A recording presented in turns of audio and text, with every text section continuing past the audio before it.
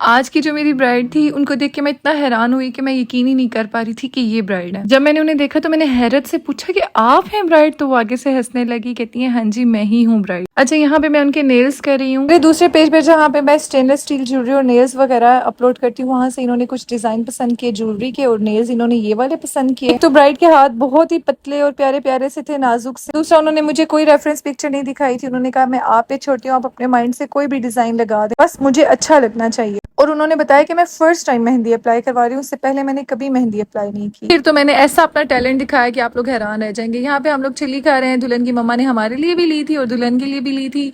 Chilli खा के हम लोगों ने दोबारा मेहंदी का काम स्टार्ट किया। और यहाँ पे मुझे एक ऐड याद आ गया, जो साबुन का एक ऐड था हमारे बचपन में, जिसमें वो कहते थे धोते जाओ धोते जाओ। और यहाँ पे मुझे ये बात ऐसे याद आई कि लगाते जाओ, इतनी मेहंदी के खत्म ही नहीं हो रही थी। यहाँ पे डिजाइन का कुछ सर पैर बना, कुछ समझ आई कि हाँ यार अच्छी लग रही है मेहंदी, क्योंकि कोई रेफरेंस नहीं था तो समझ ही नहीं आ रही थी क्या कि मैं क्या करूं। और ब्राइड तो इतनी खुश हो रही थी, ब्राइड की अम्मी, ब्राइड की सिस्टर कह रही थी हमने बहुत अच्छा डिसीजन लिया है आपको हायर करके। उनकी मम्मा कह रही थी मैं तो इतना परेशान थी कि पता नहीं इसने किसके साथ बुकिंग कर ली है। ऑनलाइन काम ऐसा होता है कि वो दिखाते कुछ हो रहा है और होता कुछ हो रहा है। मैं बहुत परेशान थी, तो शुक्र है अल्लाह का कि आप लोगों ने कोई फ्रॉड नहीं किया। और मैं उनको कह रही थी कि मैं आंटी क्या ही फ्रॉड कर सकती हूँ मेहंदी के, मैं अपना काम आप लोगों को दिखाती हूँ और मैं फिर वही आती हूँ। अच्छा, आप लोग सब सोच रहे होंगे कि मैं हैरान क्यों हुई हूँ यार, ब्राइड सिर्फ और सिर्फ 16 ईयर्स की थी। और ऊपर से ये बात भी मुझे हजम नहीं हो रही थी कि इनकी जिनसे शादी हो रही है वो 18 ईयर्स के हैं। ये फैमिली में ही ये चीज है, इनके पता नहीं दादकों से और उनसे भी पहले ये चीज चली आ रही थी